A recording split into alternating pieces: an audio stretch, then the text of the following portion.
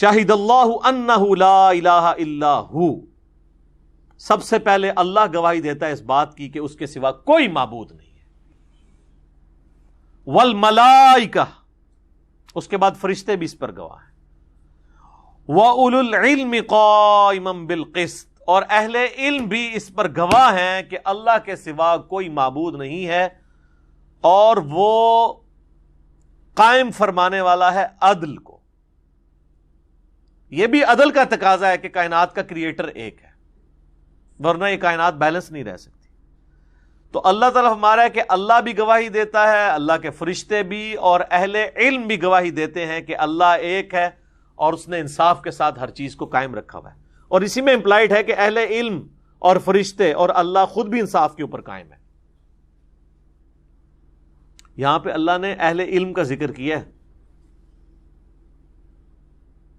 وہ کہتے ہیں عشق دے چلے نمبر لے گئے، عقل والے انجے ہی عمرہ گالیاں. تو یہ ہے بابوں کی ڈاکٹرن، اور ایک ہے کتاب کی، اللہ کی کتاب کی ڈاکٹرن، جو ہم کہتے ہیں کہ مرنے سے پہلے اے مسلمان کر لے اس پہ غور. کتابوں کا خدا اور ہے، بابوں کا خدا اور. یہ کتابوں کا خدا یہ کہہ رہا ہے کہ اہل علم جو ہے نا، اللہ ان کو اپنی توحید کے اوپر گواہ کر رہا ہے کہ اہل علم سے بھی پوچھ لو کہ اللہ ایک ہے. انما یخشی اللہ من عبادہ العلماء، اللہ کی خشیت اور معرفت صرف اہل علم کو ہے. نبی علیہ السلام کو حکم ہوا قل رب زدنی علما، اے نبی آپ بھی دعا کیا کریں اے اللہ میرے علم میں اضافہ کر دیں. سورہ طٰہٰ میں آتی ہے آیت. سنن ابن ماجہ میں آتا ہے نبی علیہ السلام فجر کا سلام پھیرنے کے بعد دعا مانگتے تھے، اللہم انی اسألک علما نافعا ورزقا طیبا وعملا متقبلا. اے اللہ میں ایسا علم تجھ سے مانگتا ہوں جو نفع مند ہو، ایسا رزق مانگتا ہوں جو پاکیزہ ہو، اور ایسا عمل مانگتا ہوں جو تیری بارگاہ میں مقبول ہو، راندہ درگاہ نہ ہو جائے.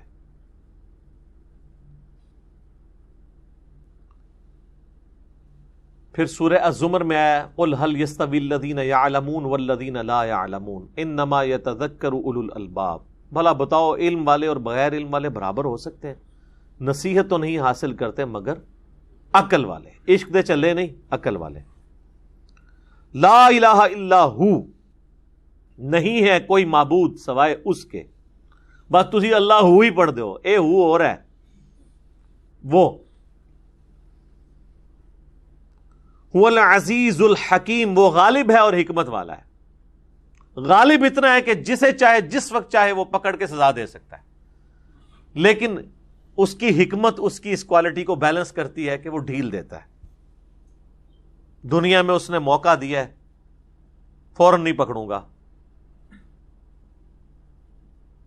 ڈھیل دوں گا، شاید میری طرف پلٹ آئے. یہ اس کی حکمت والی کوالٹی ہے جو اس کے غالب والی کوالٹی کو بیلنس کرتی ہے. اللہ کی ایک کوالٹی دوسری کو بیلنس کرتی ہے، لیکن ایک کوالٹی ایسی ہے جو اللہ نے ڈومیننٹ اپنے بارے میں فرمایا ہے. وَكَتَبَ رَبُّكُمْ عَلَى نَفْسِهِ الرَّحْمَةِ، اللہ نے خود اپنے اوپر یہ واجب کر لیا ہے کہ میں نے رحمت والے عنصر کو بھاری رکھنا ہے. اور بخاری و مسلم میں حدیث ہے کہ اللہ نے مخلوقات کی پیدائش سے پہلے ہی عرش پہ اپنے پاس ایک کتاب میں یہ عبارت لکھ لی تھی، یعنی لوح محفوظ میں، کہ میری رحمت میرے غضب پر سبقت لے جانے والی ہے. وہاں بیلنس نہیں ہے. وہاں پہ اگر بیلنس ہوتی پھر تو مارے جاتے سارے. جو سورہ فاتر کے اینڈ پہ آتا ہے کہ اگر اللہ تعالیٰ لوگوں کو ان کے گناہوں پر پکڑنا شروع کر دے تو روئے ارض پہ کوئی بھی چلنے پھرنے والا نہیں بچ سکے گا. اس لیے کہا جاتا ہے نا کہ اللہ سے اس کا فضل مانگنا چاہیے. اللہم انی اسألک من فضلک ورحمتک. عدل نہیں مانگنا چاہیے، کیونکہ عدل پہ آئے نا، یہ ویسے بات تو کرنا آسان ہے، دنیا دین ساتھ ساتھ دی. اچھا اس کا مطلب ہے کہ 12 گھنٹے دین کے لیے 12 دنیا کے لیے ہیں؟ یہ کیا کہہ دیا بھائی؟ تو جو کہانی کرائی ہے وہ جواب دیتا نا. تنوں کسی چیز کو میتھمیٹیکلی کوانٹیفائی کر کے کسی کے سامنے رکھا جائے نا، پھر اس کو سمجھ آتی ہے کہ وہ دعویٰ کتنا بڑا کر رہا ہے. ویسے تو آپ جتنے مرضی جملے بولتے رہے. تو یہ اللہ تعالیٰ کی رحمت اس کے غضب پر سبقت لے جانے والی ہے. اللہم حاسبنی حسابا یسیرا. آمین.